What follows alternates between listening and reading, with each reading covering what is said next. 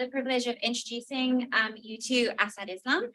So just for people who aren't familiar, my name's Emma Riley. I'm an assistant professor in the economics department here, and I'm really delighted to welcome Asad Islam to give the presentation here today. So Asad is a professor of economics at Monash University. He is also the director of the Center for Development Economics and Sustainability at Monash University, and he previously did his PhD at Monash as well. He is one of the chief investigators for the Australian Research Council's Centre of Excellence for the Elimination of Violence Against Women, and he's also affiliated with the Abdul Latif Jameel Poverty Action Lab, or JPAL, at MIT. He has extensive experience conducting fieldwork in many different domains. Some key ones are on education, gender, microfinance, migration, and the impact of COVID-19 in developing countries. He has worked across numerous countries around the world, including a focus on Southeast Asia, so Bangladesh, India and Pakistan, but also has work in East Africa as well.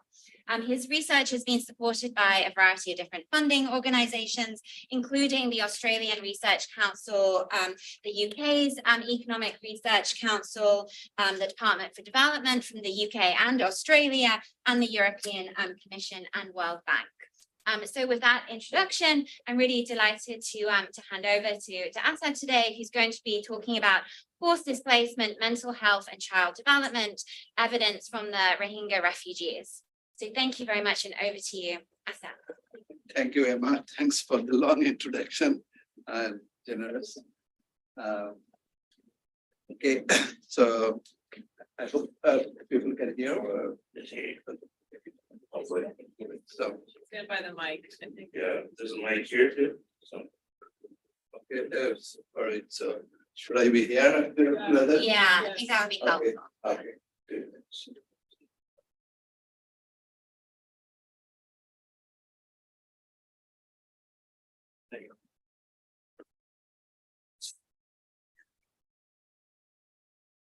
Thank you all for coming. So this project is on refugees in the context of refugees that come from Myanmar, now living in Bangladesh. It's a joint work with many people, you can say, and this is a part of kind of the nature of the work because of so many people involved in this kind of research. So the two individuals, to Tanveer, are in Bangladesh in BRAC Institute of Governance and Development, so BIGD. They did a lot of work helping me to do this work in the field. Tabassum Rahman, she is a kind of mental health, public health specialist. And Abu Siddiqui, he is in King's College London. So, this project it's kind of work, longer term work with BRAC in Bangladesh. BRAC is the largest NGO in the world, and of course in Bangladesh as well. I have worked with BRAC on many different issues, and in this one, mainly to focus on the mental health issues of the refugees. In the context of this camp in Bangladesh, okay? And I will elaborate about this project. So mainly the issue that just to motivate you. So there are now influx of refugees happening even from Ukraine actually, and mental health issues of the refugees are a big concern as well. Around the world, more than 100 million people are living in a country where they are not supposed to live and they would want to live. And about 1/3 of them are actually forcibly displaced refugees. And so, and mental health, when we talk about the mental health issues for refugees, particularly for women and children, are important concern. Women in general in this kind of situation face both pre and post migration torture, both physical and mental torture, intimate partner violence, even when they come to a camp or other settings, and also it's for children, because when we all know that when they are exposed to this kind of violence in the early age of their life, that can have a long-term consequences. So those kind of issues are there, and we try to see whether with the help of international development assistance that BRAC has been doing, whether we can actually help these women and children in the setting to overcome some of the trauma and depression that they have been experiencing. And the purpose is to develop a program that might work for them. So the BRAC was trying to understand when these refugees came, and I'll explain when the context. When the refugees came, the BRAC was trying to set up a program, and we collaborated with BRAC to design the program and to test and evaluate. And now BRAC is actually expanding the program to wider settings in the refugee camps. So what is this program about? So it's kind of a bundle of intervention, focusing on the mental health of women and children. And for children, also involving their early childhood developmental outcome, mainly on the socio-emotional developmental outcomes for children, and also their cognitive development. So, and then we actually also examined that how the transmission, this mental health issue that mothers exposed to the violence transmit through to their children, and how we actually, our intervention help mitigate that problem.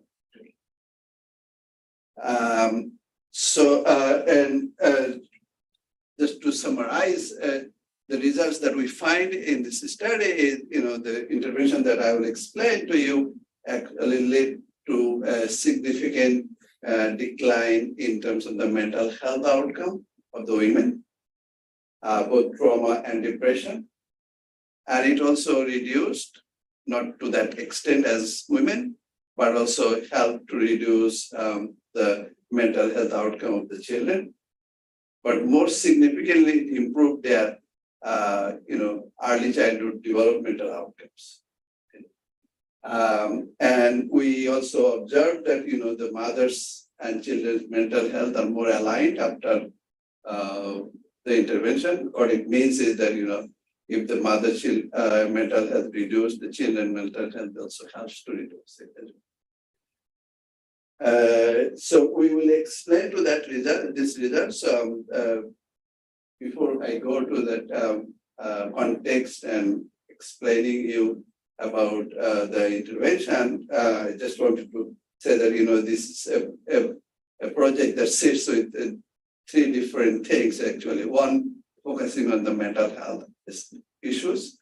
Generally in economics and the public health literature, there are now a lot of focus on these issues. In economics, a lot of us are working on the issues, like mainly focusing on the physiotherapy. There are different sorts of physiotherapy intervention. More common thing is the cognitive behavioral therapy. And there are many other issues like the psychosocial education. So all this, there are tons of studies now in the last several years. And then there are, a lot of studies in the context of early childhood development. I have been also working on the early childhood in the context of Bangladesh, and but this one actually sits with like in the three different things, both early childhood intervention for the children and then the mental health of the mother and children, and then also linking these two, say how the mother and children mental health outcome are actually correlated, how the transmission happens. So we try to contribute, and then in the context of refugee, this hasn't been done in a randomized controlled trial setting. So our contribution is bringing these three sets of literature together and trying to understand whether we can develop a program that can work, for both mother and children in a refugee context. So let's talk about, these refugees. Who are they? So mainly the people that we are talking about is the Rohingya refugee. They come from Myanmar and they are living in Bangladesh, in southeastern part of Bangladesh. And the most set of refugees came in 2017 when the genocide happened in Myanmar. They just crossed the border. They were living in the other side of the border. At the moment, there are about 750,000 refugees from Myanmar who are living in that part of Bangladesh. But before these refugees came, there were also refugees from the same region and living in Bangladesh. There are about 250,000 living already there, actually, but they were living for a longer term. They came in different times in 80s, 90s, again, due to some kind of violence, they actually moved to them. But this one that happened in 2017 actually is the worst of this situation, and a lot of people died at the time when this happened. There are a lot of evidence that the genocide happened. And we are trying to see whether, what happened in terms of their experiences that they went through before they migrated to Bangladesh. And because these people are not recognized as citizens in Myanmar, though they have been living there for more than 100 years, actually, so they are generations. And there are lots of also evidence that sexual and intimate partner violence actually happened even before they actually moved. And then in the camps, a lot of evidence in Bangladesh, because the way they live there is actually the setting is not really conducive, and that actually can actually generate a lot of other issues as well. So the mental health and other outcomes that we are examining is as a consequence of probably this violence that they experienced through when that happened in Myanmar, but also now current because of they are living in a situation where the environment is not that great. So that actually triggered a lot of other factors. So in fact, when we started the survey in 2019, we found that about half of the women and children had an issue in terms of the trauma. They are traumatic, and 1/5 of them are in depressive symptoms. 1/4 of the children were stunted growth and underweight as well. So the program that we're going to talk about is developed, as I said, is a BRAC. BRAC is the NGO that developed this program with the help of funding support from international agencies. And this one with mental health intervention was developed by BRAC IED, Institute of Education and Development, with some mental health and experts in the country. And so for me, it was, we did not develop this mental health intervention. We are basically evaluating the intervention of the mental. But we worked with this team of people to try to understand what might potentially work. So in terms of the design of the intervention, we were involved, but we were not the expert of the mental health. Just to clarify that. So this intervention that we was developed is a weekly 1 hour session of mother and children, and is conducted by volunteers from the Rohingya people, and because they speak in different languages, so you need someone who speaks their own language and understands their culture as well. But we have also these para-counselors involved in giving training to these mother volunteers who actually conducted the main session. And each session had lasted 1 hour into 4 different parts, and I think I'll explain better. So so there are first 15 minutes, which basically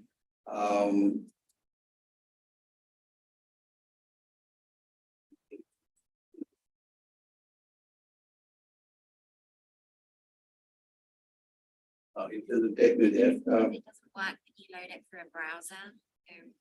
Okay, that's okay. I'll just go ahead. So the first 15 minutes is basically greetings and what is happening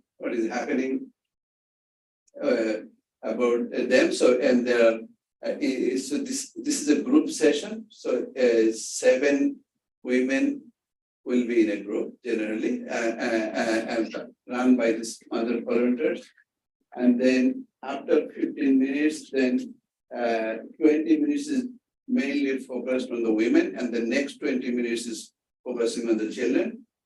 The next 20 minutes that are focused on women well-being is basically trying to manage things, what is going on in their daily lives. Okay?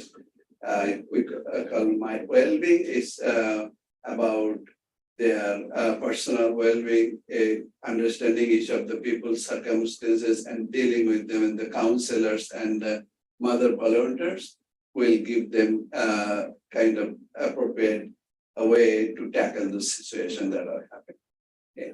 And the next 20 minutes is about children, playing with children, basically how to interact with children in a more playful way and help child at home during the week in terms of interaction, reading or doing something together, and using some play materials. So play-based, some local indigenous materials so that they can actually use at home to using the play materials. And finally, asking them to do something for the rest of the week in terms of for children and also for the mother themselves, what they should do the next 1 week. So this is a weekly session over. So we conducted these 44 sessions, and so what happened is that this session was okay. I'll explain the timeline a bit later. So in terms of the number, so at the time when we started working, so there are I cannot pull, yeah. So in the camp there are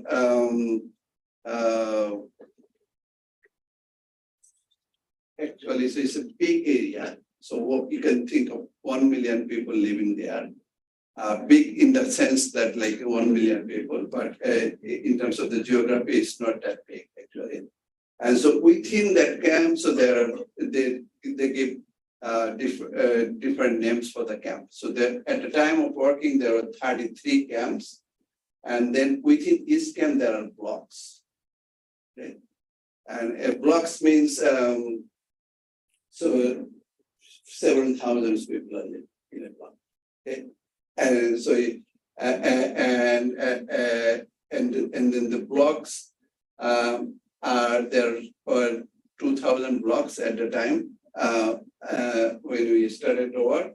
So out of the 2,000 blocks, we randomly picked 251 blocks and then divided it into two groups: treatment and control, 137 treatment and 114 control.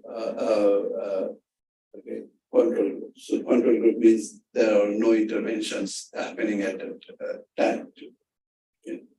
And so, as I said, so in each of the blocks, so there are 14 mother-child diet, and so it's divided into two groups: 7 mother-child session, and so and the child is at least 7 a week, so 6.5 weeks older, and below 2 years old. So we had another program we evaluated for, which is actually children above 2 years, and that is a different program. But this one was focusing on the children who are basically staying with their mother. Actually. And in terms of this program take up, like so because BRAC has a very strong grassroots network, it wasn't difficult for, and they have a good reputation, so that they, most women who were offered this program actually took up this program.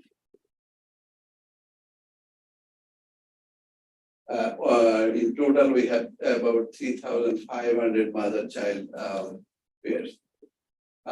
So this was the timeline. So we started this program in October 2019, and the COVID hit, and in March 2020 we had to postpone the program, and then BRAC quickly redesigned the program. I stopped the program for 6 weeks, and it started again from May 2020, but it was over the phone because of the COVID.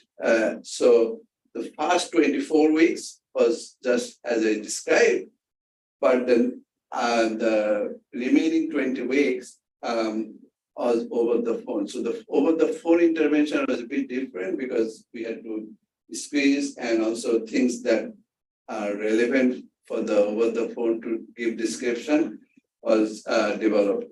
And it was relatively easy in the sense that because these women are already in the program, they were not newly recruited during this COVID. And so it was easier for our counselors to tell exactly what they are talking about and give some kind of directions and indication. So if you are starting new program over the phone, that will be probably different compared to what we had done because of the 24 weeks in-person program that happened before the COVID hit.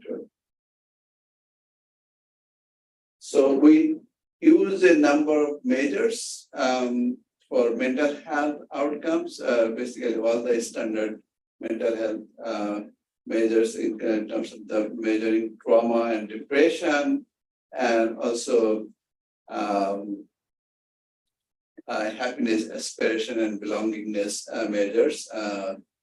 And then for children, also the similar measures. In addition, we have the children's developmental outcomes measures using communication, gross motor, fine motor skills. And these are also age appropriate measures actually.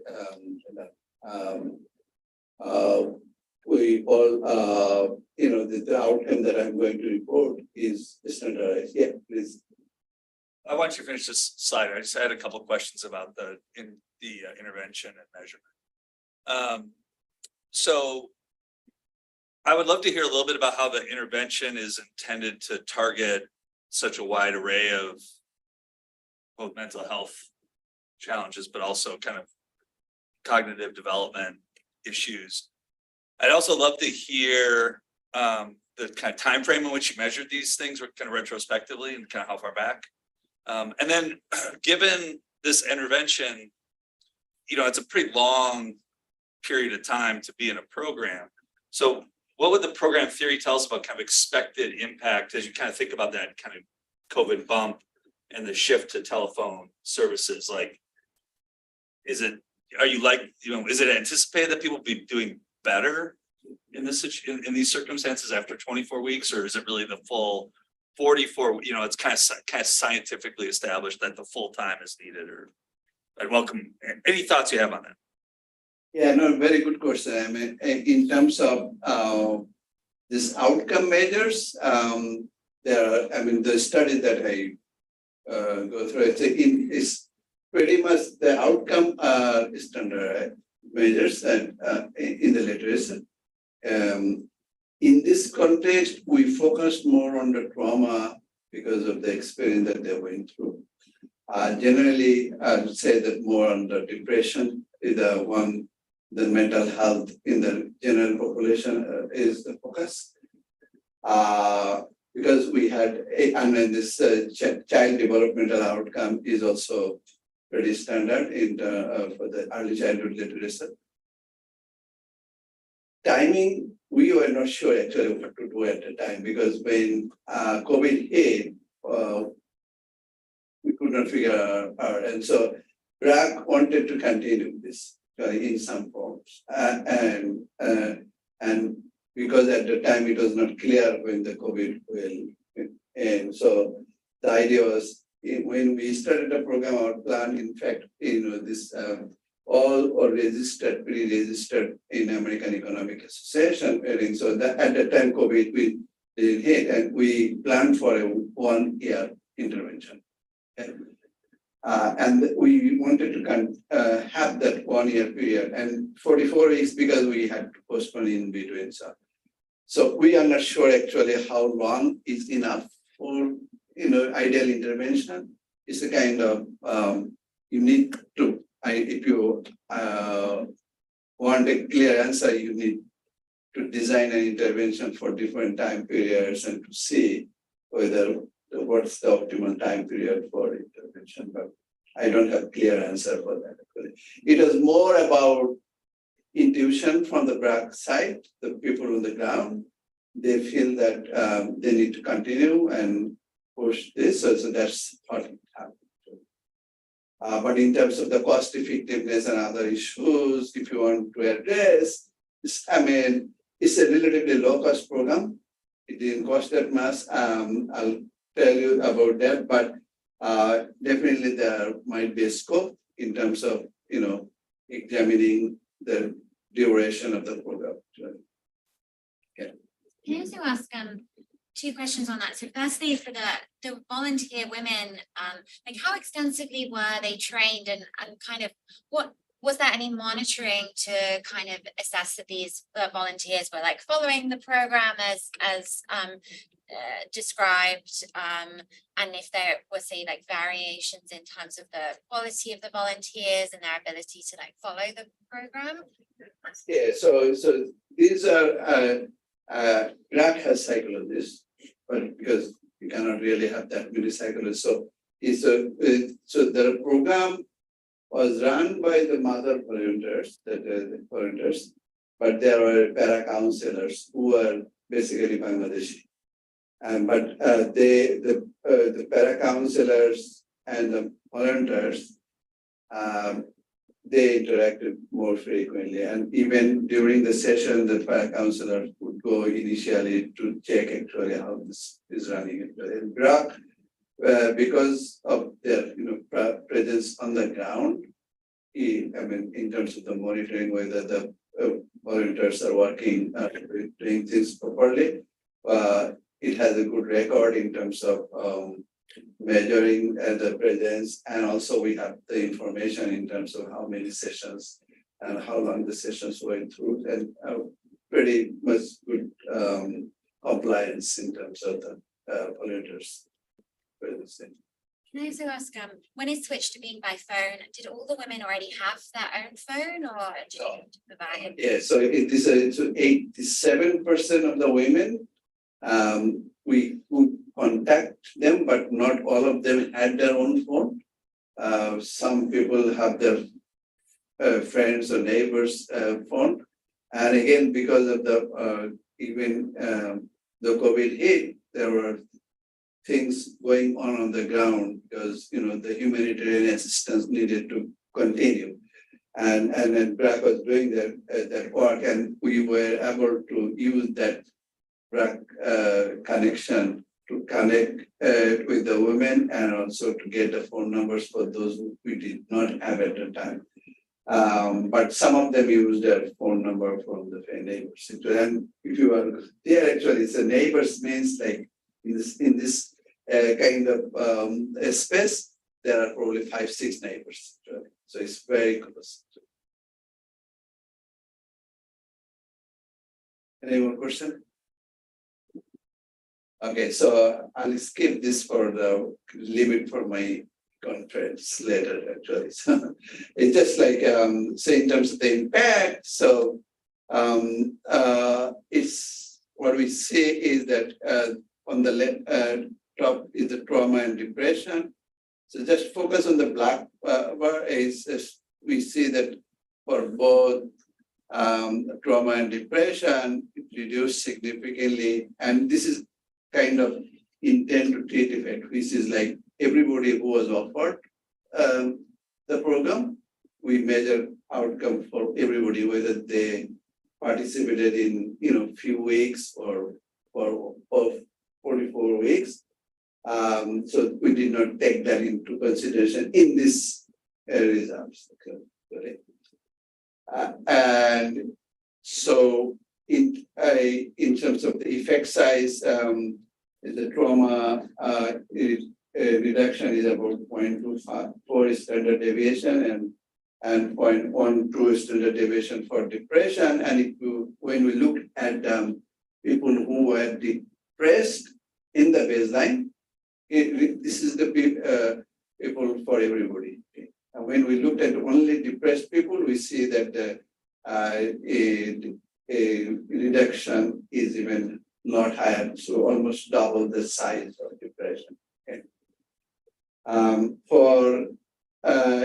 In terms of the subjective well-being measures, happiness, aspiration, and belongingness, we do see significant effect in terms of happiness and belongingness as well for the mothers. So when you break them down by like whether it's the mother of a male child or a female child, was your prior coming in that there might be differential effects, because of how the women are treated by their That's already reported there. So it's just like when we looked at the statistical significance of the difference, there is no one or the other thing that we, I mean, there are some individual measures where you can see, boy child mother is benefiting, for others not. So you can see it's overlapping, right? So there is no conclusion in terms of the differences based on the child gender actually.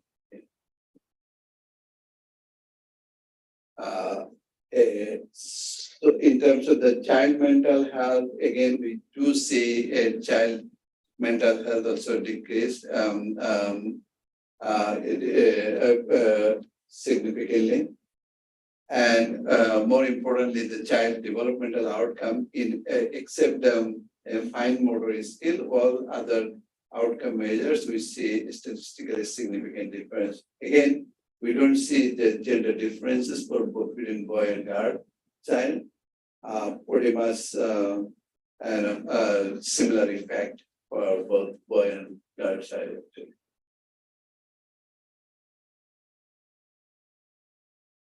What is happening in terms of the mental health is if on the left-hand side is the depression, I mean, between baseline and endline, what we see is here, the depression index has gone up for the control group, for the treatment group, that didn't go up that much actually. So it's the reduction is relative to the control group. Okay, so at least it is stabilized probably for the treatment group, but not so for the control group. In terms of the trauma, on the right hand side, you see the control group trauma remained almost same, whereas the for the treatment group it decreased significantly. So absolute level is still quite high, but in terms of the impact is quite significant. So we looked at whether the child mental health and children mental health are aligned after our intervention. So basically, we looked at the difference between mental health of mother and child, and whether treatment has actually reduced the gap actually. And we do see that actually happened. So in other words, following the intervention, if mother health, mental health is reduced, then child mental health is also reduced, improved actually. Then looked at some potential mechanisms. So because in the case of intervention, we our para-counselors and also gave some kind of tips about in terms of the physical health issues of the women, and also having a kind of interaction with the spouse and doing household chores and managing all those things. So we wanted to check whether the improvement in mental health outcome are actually channeling through this kind of activities. Okay, we don't see that much in terms. I mean, this outcome have improved, but they don't translate. I mean, the mental health improvement are not happening through the channels. When we looked at the children's outcome, we do see that mothers are spending more time for the children. So in this case, you can say about 1.5 hours a day. So and also in terms of negative parenting, we see that that has reduced. In terms also mothers are less likely to allow child to be barefooted. So there are some channels that we say that are working in terms of mother-child relationship, and this actually help to improve the mental health of the children. So if we did some decomposition in terms of the child depression and child trauma, how much is due to the improvement in mother's mental health, like mother's trauma, depression, and how much due to the directly improving the child developmental outcome. You could see that a child trauma, 50% of the child trauma reduction are happening due to improvement in mother's mental health. And 1/3 of the child depression improvement is happening due to, again, mother's trauma. Yeah.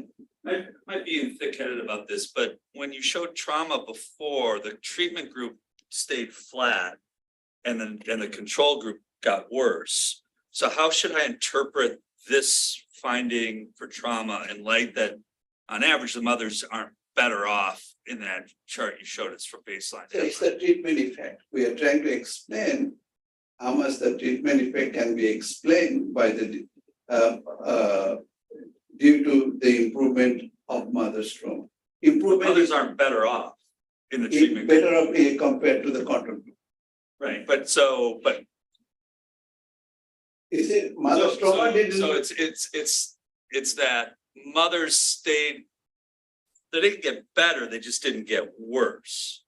Yeah, but when we are talking about, I mean, mothers would have got worse, like in the absence of treatment, right? So that, so what we are talking about, the treatment effect. So improvement relative to the control.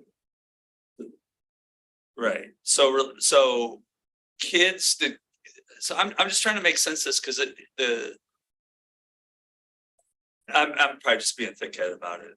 So- It's hard for me to kind of, given that. Well, so what, did the kids get better then too, or just the moms in that chart? Like you showed us the chart for treatment and control for trauma, that was just for the parents, the mother. That was for the And then mothers. do the kids show the same trajectories?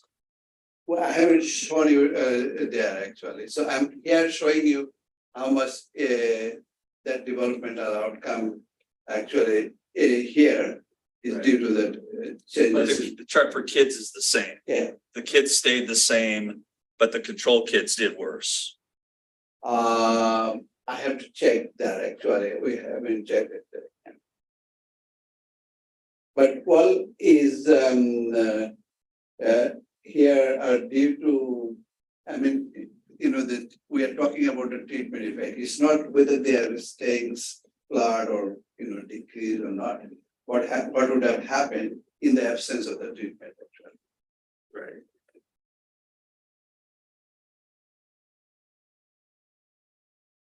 Yeah, Do you have ideas about ways that this intervention could have been different to make improvements in their condition rather than just not worsening their condition, preventing their condition from getting worse like the control group? I mean, because what I have been showing you is the treatment effect. So means that the intervention actually helped improve the both mothers and children, the outcome that we made. So that's the proof actually. But it seems like what we're saying is they didn't get better, they just didn't get worse, right? Yeah, so better is it the relative sense, right? How are you today? So when I am asking you, what is your reference point? So the reference point would be, I just left a violent genocidal setting and I'm no better off than I was a year later. I mean, is that how to interpret it? If you are thinking about your say, yeah, but in this context, if we are thinking about reference point is the people who did not get our service. I understand. Thank you.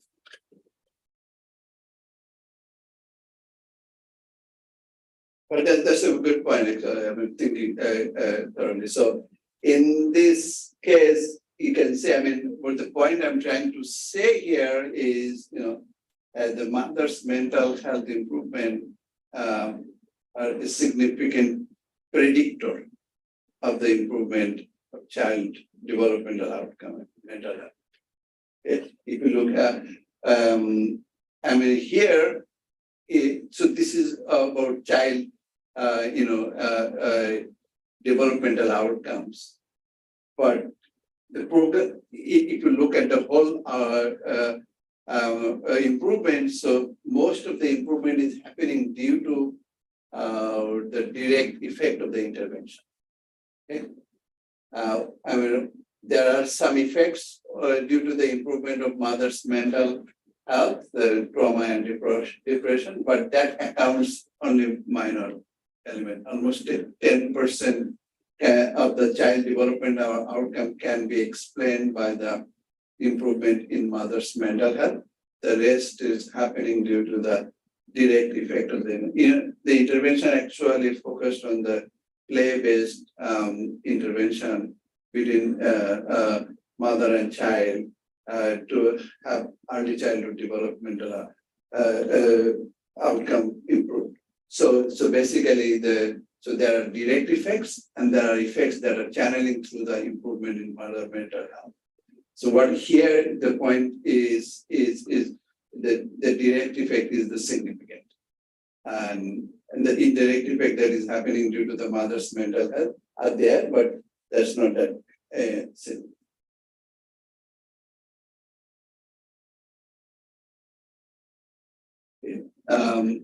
So we looked at a number of things in terms of the heterogeneity to try to understand who are the people who benefit most from our intervention.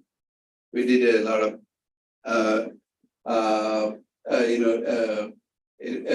also analysis in terms of the machine learning approach and also the traditional interaction-based heterogeneity analysis. What we find is that mothers who were traumatized or more at the baseline, or mothers who were more exposed in the violence in Myanmar are the ones who benefit most, and also the who are well low educated, and also when they had poor mental health at the baseline are the ones benefit most.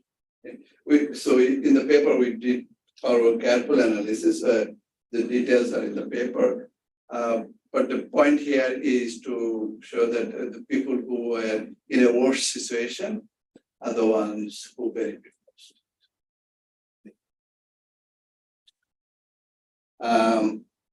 Again, we Excuse me, Scott? heterogeneity mass in terms of Maybe a question on Zoom. Yes, there's a question online. Would you like to take it now or save it till the end of your talk?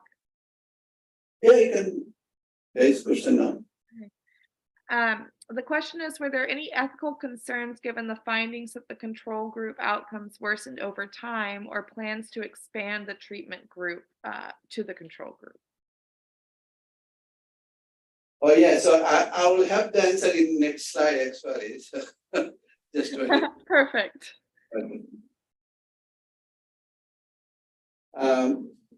So I mean, in terms of conclusion here, the results suggest that this psychoeducation plus play-based early childhood developmental educational intervention can actually help a lot in terms of both mental health outcome and then the mental health outcome of the children as well, and of course the child development outcome, and the intervention actually also help for both mothers and children in terms of being aligned together of their mental health.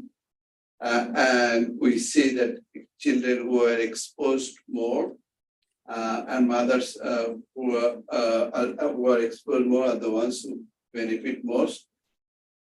Yes, so this intervention is, the reason we wanted to actually continue this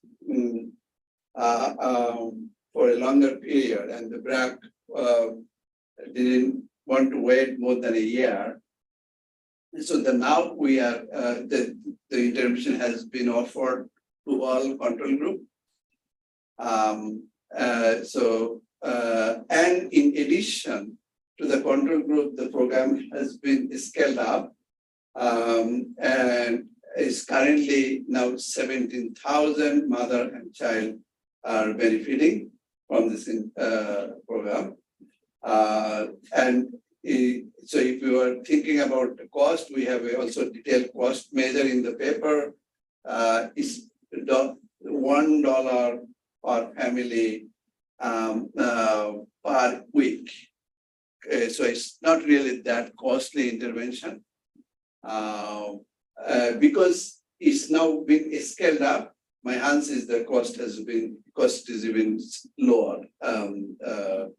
And initially we had to give training a lot to the ground staff for this mother volunteers and para-counselors, but now with the people and the capacity already built in on the ground, so this cost has been also reduced. So a lot of costs that are even variable has gone down actually. Fixed cost definitely will go down as we scale up, but even the variable cost has gone down actually. Yeah, I will stop here and then Could you talk about some of the actual indicators, how they were measured? For example, you said for negative parenting, like children being barefoot. Was that the only indicator for negative parenting, or were there many? Could you talk about a few examples? Oh, okay, so what we use as a measure of negative parenting. Or other examples as well? Yeah, so negative parenting, I mean, in that particular context is about physically abusing or beating or, giving some punishment or those kind of stuff, or sometimes some harsh kind of word and all those things. It's self-reported. Here in this case, we don't observe everything. So these are reported by mothers. So for instance, I can imagine there's a lot of questions anyone couldn't remember all of them, but for instance, the negative parenting. So how many questions do you think addressed negative parenting that like went into that indicator? Oh, okay, so we had, if I remember, there are 5 questions, related to negative parenting. Yeah. Like one on being barefoot, one on abuse. Yeah, so it's a kind of some reference period in the last 1 week, how many times you had fight with child, how many times you beat and things like that. Sounds like you had an enormous amount of data. Yes, it has a lot more data. There are many things to dig. Currently, we are working on not on this issue, but using this data to try to understand how, in terms of the exposure to violence in Myanmar, and using some satellite data, actually can explain, because in the baseline, when no intervention was offered, we could check their mental health and other outcomes. So we could see whether the direct effect of the violence on the mental health outcomes. Do you have any, I guess, data on, say, weekly compliance with the intervention? Because I know earlier a question was asked about sort of like how long should the program be, or like how long is the optimal exposure? So, but you also said take up was very high, but is there actually any variation? So certain women maybe only attended like half of the program, or like the number of times. Yeah, we have that data. We utilize the data. I mean, the report, the results are mainly IDD. Yeah. But the treatment effect on GTED is there, and in terms of the doses, all right, like there are selection issues going on because the number of times you come, it depends on your choice, right? So, but we have that information and we use that in the. Do you have some indication of, like, can it give you an idea of the optimal number, like the minimum number of sessions you had to attend to get benefits, or it's that's just not. From that result, we cannot say anything because, these are not offered randomly. So because we did not have variation in terms of the number of sessions. Everybody was offered the same number of sessions, but people choose to participate in some others. So that cannot be answered yet. No, BRAC designed the program, not you, but I'm wondering if you know anything about the decision. I mean, it seems like an hour is shorter than kind of some of the other like adolescent clubs. I mean, it's a different kind of intervention, but like if I'm remembering some of the like adolescent girls clubs that are longer. And so since like this is a population like, high in employment, if they could bring their kids, it seems like the moms have pretty low opportunity cost of time, and that, if it's volunteers. So I'm curious, like, if like, did they consider making it longer? Might it have even been even more effective if it was longer? An hour just seems pretty short to get all the stuff done you mentioned. Yeah, I mean, yes, I mean, this is also a difficult question to answer because, whether 2 hours or 4 hours, I mean, in the children above 2 years old, they go to called a HPL, like humanitarian play lab, a different kindergarten kind of setting, where they spend 4 hours, 3 to 4 hours. And that is for the children of about 2 years old. We have evaluated that on separately, but this is not under. But this one is more focused on the mothers and mental health stuff. So I cannot really say actually whether we should have said 2 hours program because sometimes they have other kids at home. It's a kind of balance to maintain it. And in this setting, fertility is really high, 5 average. So you can imagine that, the very young kids are around. So they couldn't bring their other kids. They only could bring the focal child. They were not supposed to. I mean, it happens, yeah. Yeah, so there is one and then, yeah. Education is, sorry, go ahead. Yeah, please, Yeah, yeah, then- I was just wondering, education has a key role in mothers and child's mental makeup.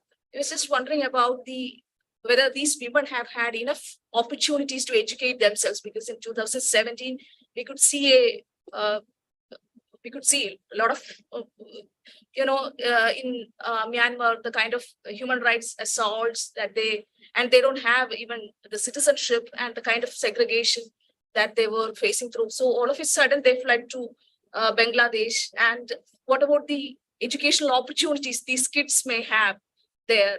And whether we would see any kind of permanent solution, I really doubt, because in Bangladesh, they cannot be accommodated for a long time.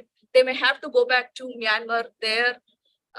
Again, unless and until a political solution comes up.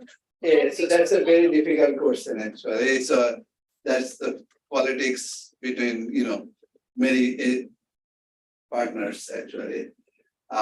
In terms of opportunities for this, I mean, there are other interventions or programs that are run by both BRAC and international agencies offering the kids education, particularly kids, not much about the mothers. I mean, for the mothers is because these are very setting there where mothers don't usually go out.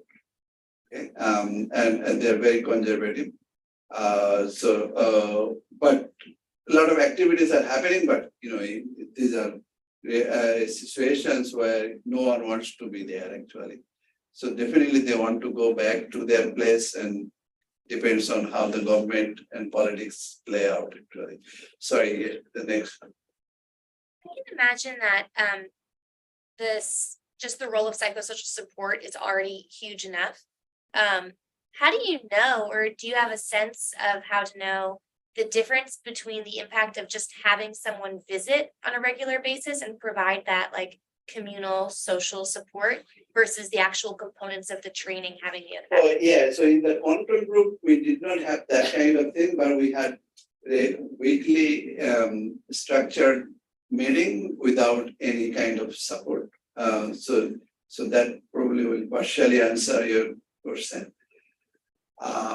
Definitely, I mean, if you go and visit someone every week and talk nothing, doesn't make sense. I mean, in practice, so you might be worried, okay, if I'm going there to someone chat and do something else other than this, okay, that actually will help improve the mental health, right? That can happen. I mean, that's why we had this similar program, but unstructured, not supported by the other volunteers, but just the BRAC usual program thing. And the treatment effect that we observed here is the difference between the two groups. So maybe things like nothing happened might have been worse, but we don't know. And did you say already, was it the same person who visited each time, the same family? Generally, yes. Yeah.